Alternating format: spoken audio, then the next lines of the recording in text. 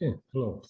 Thanks very much for your interest in my talk on this, can heterodoxy undermine science? Okay, so just a little bit of a preamble to give you some idea of where I'm coming from.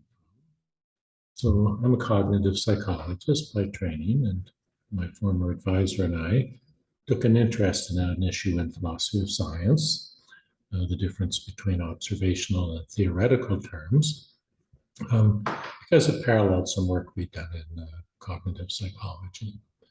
And since then, so that was about 30 plus years ago, since then I've been following science more generally. I spent quite a bit of time reading about anti-science claims. Now, I put anti-science in quotation marks because I think many of the proponents of those ideas would not see themselves as anti-science. Okay, so this brings us to the current conference and the issue of heterodoxy. So its initial definition, what comes up is deviation from accepted or orthodox standards or beliefs. That's the basic idea is that you're going to welcome new, novel ideas into discourse, the academy in our case. However, if you drill down a little bit further in the definition, you see phrases like this: based on faulty ideas, unreliable, flawed, defective, and so on. So the question that I'm posing here is whether or not having an openness with respect to novel ideas might allow in some perspectives that undermine science. It's sort of captured in this saying we've probably all heard before: have an open mind, but not so open that your brain falls out. It's attributed to a variety of people, but one reference is attributed to a professor in the US who used it in lectures, Virginia Gildersleeve.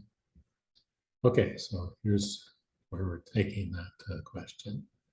We're going to look at some threats, in my terms, to science, namely ethnocentric ways of knowing. And then we'll look at some academic perspectives that are supportive of these new ideas, and as well others that facilitate these ideas. So the basic notion is you have some theoretical perspectives, but they are enabled by other parts of the academy and even the external community. Okay, then I'll go on and talk about the weaknesses of ethnocentric ways of knowing. Sort of flip the coin a bit and point out that science is not particularly Eurocentric, and then draw some conclusions, in particular with respect to heterodoxy. Okay, so one of the ethnocentric ways of knowing is indigenous ways of knowing. So I have some examples here from my country, Canada, as representatives of this particular view, as do other parts of the world. So Colorado describes native science, to place native nature wisdom on par with Western science.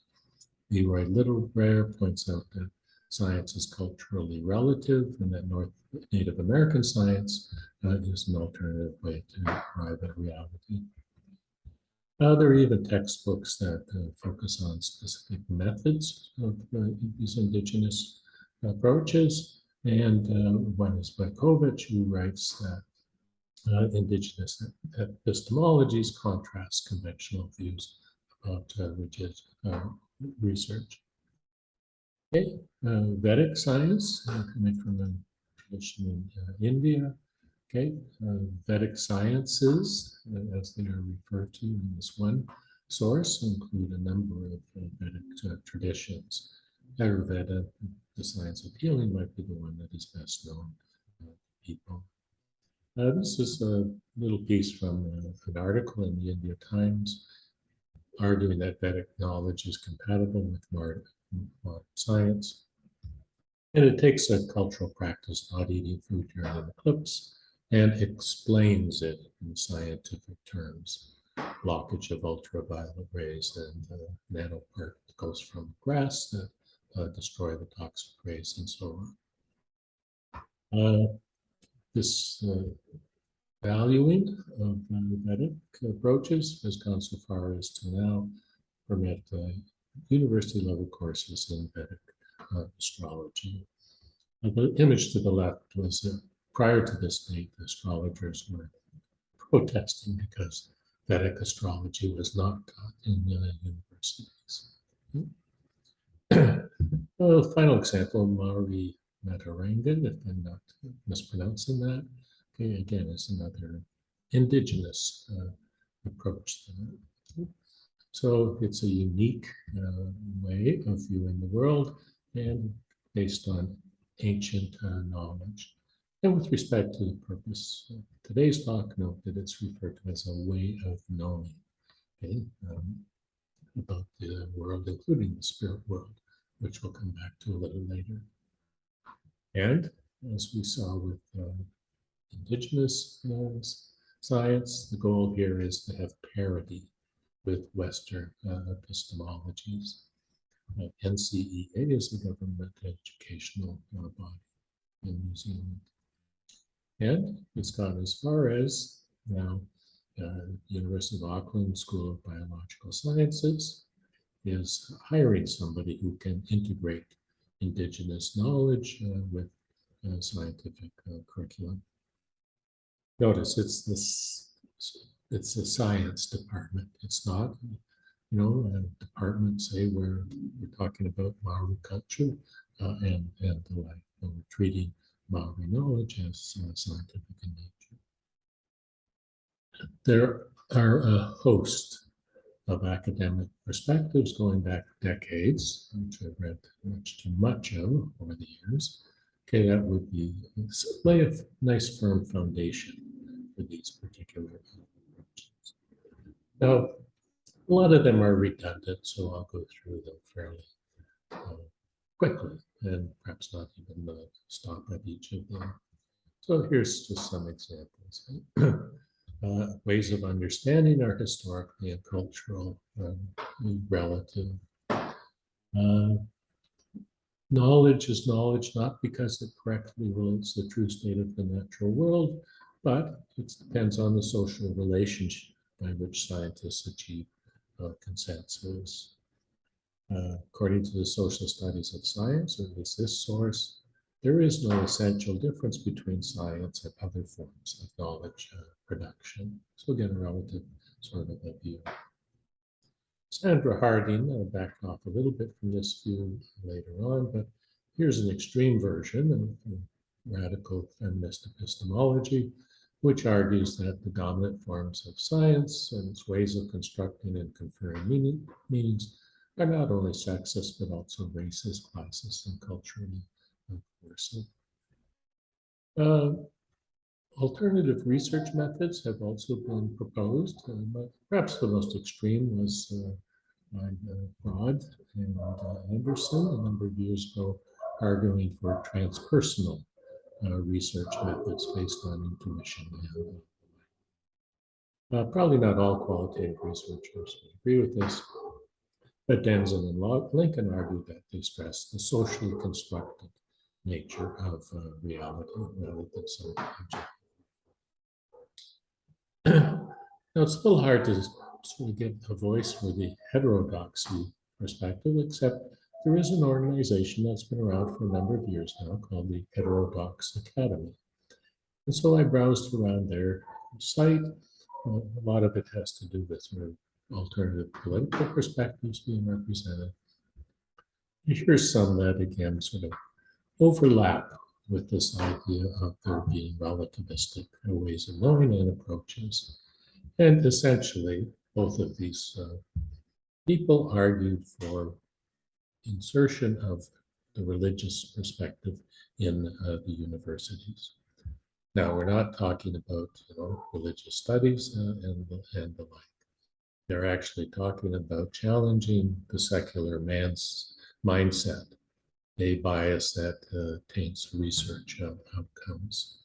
And it argues that religion is no different than science because science also depends on faith and gives some deeply misguided laws that scientists apparently obey on the basis of faith, which is not the case. Okay. Okay, so what about other facilitators? I think the first thing to note about these is think a little bit about what might be the motivations for supporting some of these ethnocentric ways of knowing.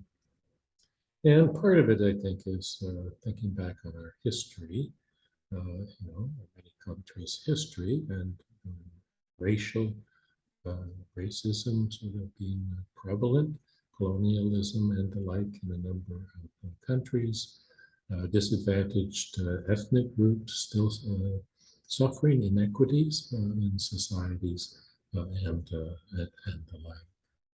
And so Jarvie suggests that it's due to embarrassment that these histories that people are embracing relativism, to feelings of guilt, embarrassment, or that these alternative communities deserve an opportunity to promote themselves.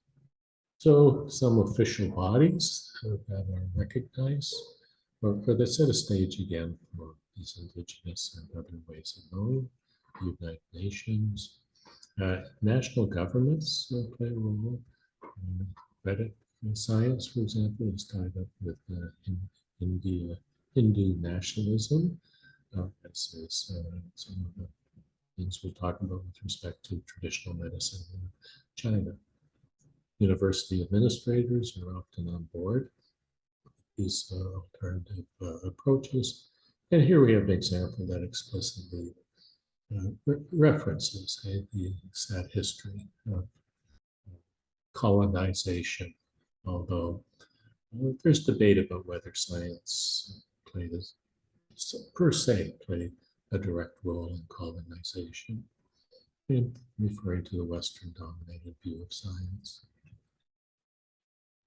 The second other approach is to silence any critics of ethnocentric ways of knowing. So 7 respected University of Auckland academics wrote a letter critical of the idea of equating Maori knowledge and science. They were respectful of the Maori knowledge, just that it did not meet the criteria to be called a science. Here was the response. They were attacked by the University of Auckland president. There was a petition created with over 2,000 signed signatures, and there were accusations of racism from various sorts. The letter is testament to how racism is harbored within New Zealand academia, the New Zealand Psychological Society. Racist tropes were used to justify that Maori knowledge lacks scientific basis. The Tertiary Education Union, racist, neocolonial mindset. And even when racism wasn't explicitly mentioned, there were expressions of the harm that had been done in this particular matter. So several of the academics were to be investigated by the university and by the New Zealand Academy of Sciences. Okay, so then a pretty formidable set of forces driving these perspectives. And the question is, do they withstand criticism or critical look? So here are basic points that I'll try and make, although briefly. There are cultural misconceptions that people in all cultures have. Bloodletting was practiced for thousands of years in multiple cultures. Thought to start about 3,000 years ago in Egypt, but up until modern times, or modern medicine, theories of illness and so on, was practiced in the West as well, and actually thought to contribute to the death of some, and probably many people. In New Guinea, there's a small tribe of Maori people, and they suffered from Peru disease. It's a prion disorder. They had a funeral practice of eating bodies of the dead, including the bird. So it led to this prion disorder, like a mad cow disease. On the left, you can see that's from Peru, 150 to 200, when it was practiced, and dropping off dramatically. Oh, sorry, the higher number is for females, because women and children were more likely to engage in the practice. Another example that I really like, and actually it'll resonate with you as well.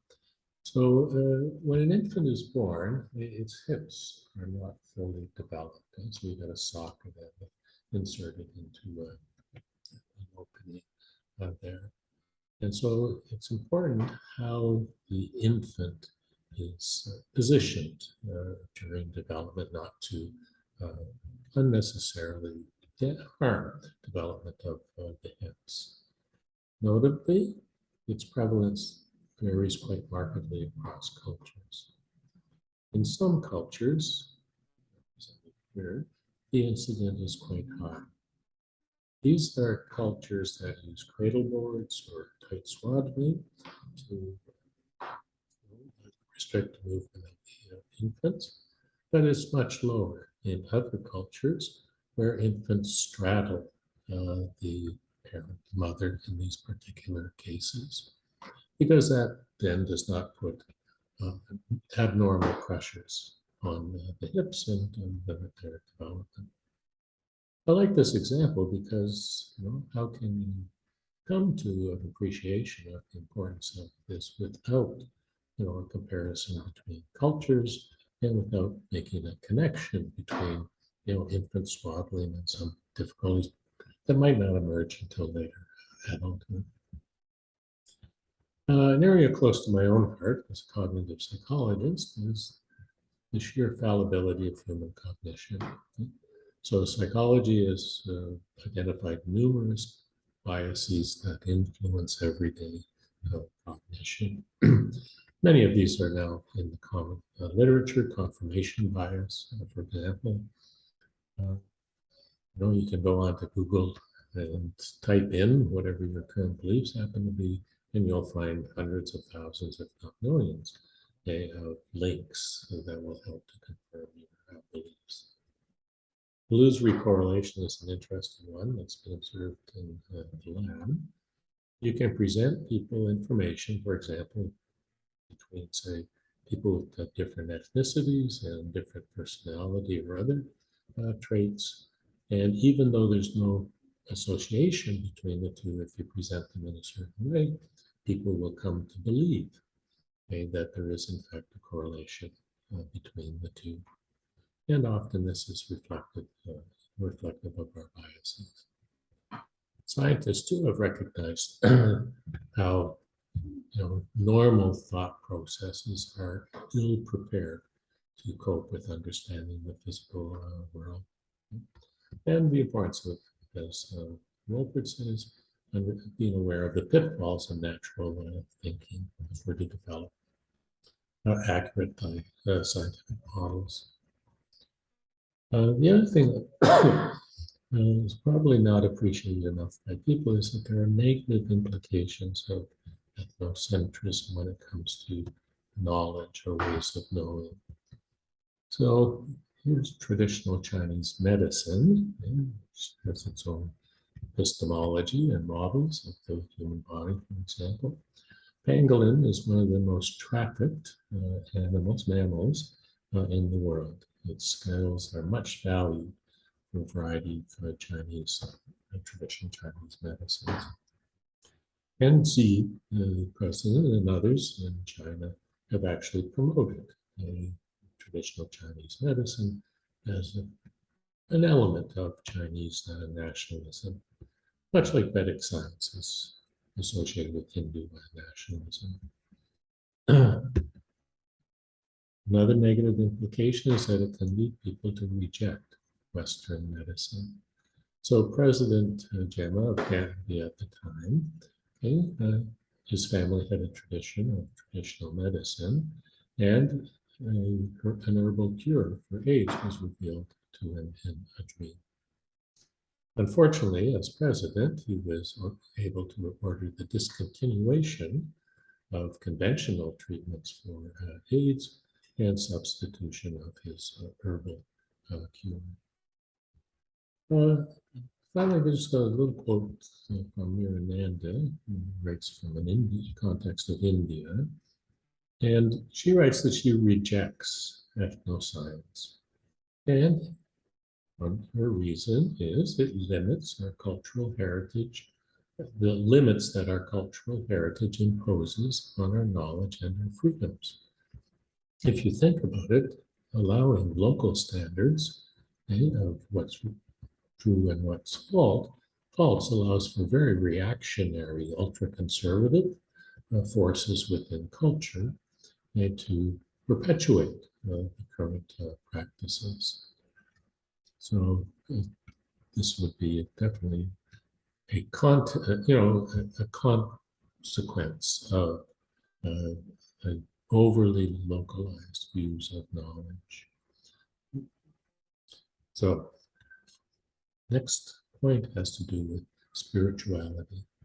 We know that there's been a historical conflict between science and religion, and these various perspectives, these new perspectives on ethnocentric ways of knowing, generally refer to spirituality as one aspect of that way of knowing. There's Maharanga, Vedic sciences, tribal knowledge from the spiritual world that you can know through dreams, visions, and signs. The spiritual element is what makes science Islamic.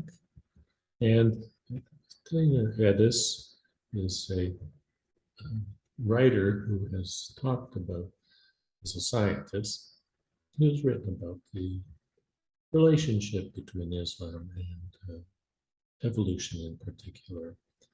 So this is the title of a book by Haran Yahya, if that's the pronunciation. And he has widely distributed literature with respect to the negative aspects of science. The graph that I've got here on the horizontal axis is acceptance of evolution by country, and you see some countries like Sweden, Japan, and Germany have high levels of acceptance, whereas others like Saudi Arabia, Indonesia, Turkey, and so on have low levels. The vertical axis is religion, the importance of religion in the country. And you can see that countries that have high acceptance of evolution tend to be less religious as on whole than countries that have low levels of acceptance of evolution. I'll come back to this in just a moment. Okay, but the spiritual aspects, the supernatural aspects of some of these ways of knowing are going to be now it's not that these cultures don't have knowledge that is valuable, and that can be used by scientists and others. So humans, we have shown remarkable competencies long before there was formal science. With respect to the Maori, Polynesian wayfinding, the vast oceans is one example. Many cultures have knowledge of observing all sorts of events in their environment, and historically humans have even been successful in intervening in the environment. So, for example, this plant on the left is an indigenous plant that, through selective breeding, was transformed into maize or corn. So highly sophisticated sorts of knowledge.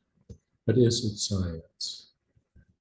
Science seeks another level of explanation. Now, it's hard to describe in a few words, but for one of, here's just some examples I came up with: analytical, theoretical, abstract.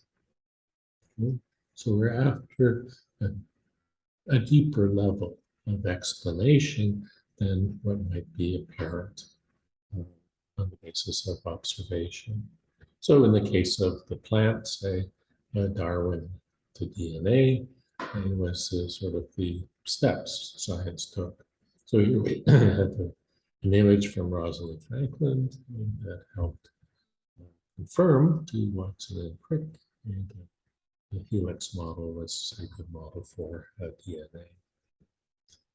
Actually, it's because of our understanding of DNA now that we can make this connection between the indigenous parent and the corn, and even more sophisticated sorts of issues about migration of peoples and transmission of knowledge in Mesoamerica many thousands of years ago. So we can trace it through DNA analysis. Well, flipping the coin, as I said, okay, science is not Eurocentric. So there is no need to sort of contrast science as being, or perceive science as being specific to a particular population. So the first part of this is, if we think back to the history of science and its early evolution, it had diverse origins. They came together, in a certain part of the world, but they were not unique to or solely a product of that particular part of the world. And of course, science continued to have a rich history, and that can best be captured by a term like internationalization or universalization. Now, I could have presented lots of data relevant to this, but here's what I've decided on. So Sci-Hub has millions of scientific articles that are accessible on the internet. And here we have the number of articles accessed from different countries in a single month. So in a single month, Chinese sources accessed over 22 million articles in that. So these are the countries with the highest numbers of access. Now they depend on a lot of things. So population size is one. Access to the internet is another, which depends on gross domestic product and so on. But the X's there indicate the non-European countries that are represented. So science, whatever it might have been in its origins, where at a certain point in history, rather, not its origins, it is now a vastly multicultural practice. And areas that are not represented well here, like Africa, for example, it has to do not with a disinterest in science so much as a lack of access to the internet and the like. So practical kinds of matters. Look at the literature on science in the West. There's not widespread, massive support for science. It's rather limited. So here's, from around the world, the percentage of the population in different regions that have a high level of trust in scientists. Okay? I'm colorblind, but I'm assuming that on the left is yellow. Okay? And you can see here that the highest levels you see are around 30%, 35%. And yes, they are in mostly from European countries, North America, Northern Europe, Australia, and New Zealand. But they're not solely from there. You can see Central Asia as well has a very high level of, or has one of the highest levels of trust in scientists. None of them are really high. And you can see for the remaining parts of the world, different parts, other parts of Europe, other parts of Asia, areas in Africa, and so on. That overall high levels of trust are quite rare over the entire world, around 20% in this survey. Well, I would argue that even some of the findings, say, for example, with respect to, belief in evolution, are illusory in nature. So, for example, okay, here, the bottom bar represents what scientists believe. 87% of them believe in evolution by purely natural processes. Now, if you just ask about evolution, you can get relatively high levels of support, not as high as scientists say, but in this survey, just asking about evolution would have been supported by 54%, 55% of the population. It's not uncommon to find it higher than that. However, when you ask for details, what you find is that many of those people who believe in evolution believe that a supreme being guided the process. Okay? So in this particular study, it's not 54% who agree with scientists, it's 32% who believe it was natural processes. In actual surveys, other surveys, I've seen that natural process falls down to below 20% once you exclude those who believe in some sort of supernatural guidance. And of course, we have marked difference between scientists and the general public with respect to humans having emerged in their present form. And so we have these kinds of limits. Finally, there's universal acceptance of the benefits. I say universal because, there are exceptions, like President General, who rejected medical interventions for HIV, but in general, populations, even indigenous ones, do want access to the benefits of modern science, access to health care.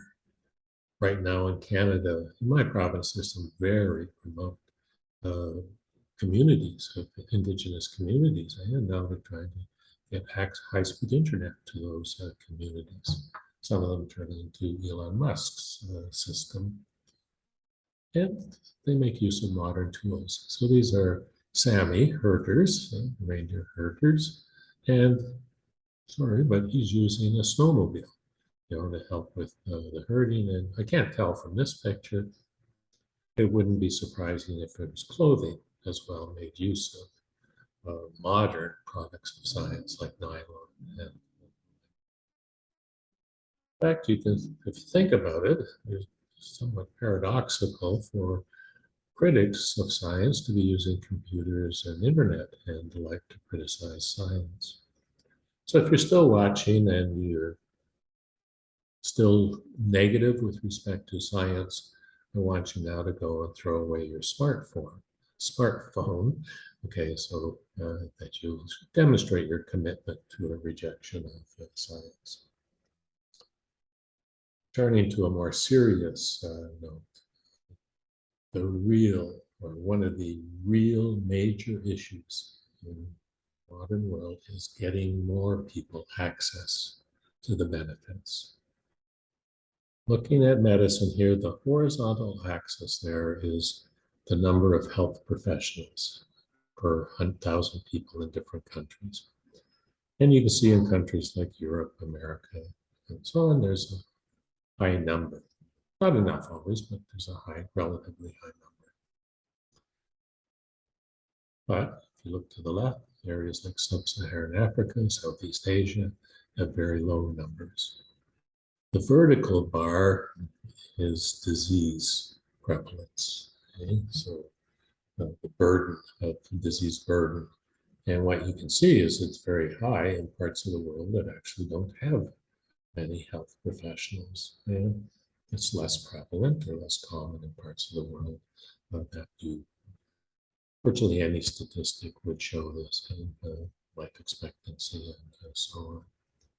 So the challenge from my perspective is to get more people to get access to these benefits of science rather than diminishing and perhaps undermining science. Okay, so just very briefly then, what conclusions? One, I believe that some perspectives on knowing are incompatible with science. If this is true, then heterodoxy cannot be open to anything, just because it's novel or new. These non-conventional perspectives must be evaluated, viewed critically, rather than accepted in and of themselves. Another point, which may be not so salient, is it's important to remember that science and the academy in general, it's not as though this is their first exposure, say, to religion, for example. Many of these ideas were well considered by earlier generations and rejected. Okay? So there's not always necessary to assume because something is outside of the academy now, that it necessarily means that it's something that we now need to review yet again. And just in closing, I've focused on science here, but I believe that heterodoxy and openness to new ideas has implications for all of academia. You can find approaches, for example, we saw some references, for example, to intuition, or visions as a way of knowing. These address, have implications for reason as well as for science. Okay? And I think it's important that we get it right and that the heterodox community gets it right. Okay, well, thanks very much for listening. See that okay. Okay, so I'm just an hour or so away from Athens, right now near my wife's village. This is Acro Court behind me. Okay, so I hope to see some of you. Okay, take care.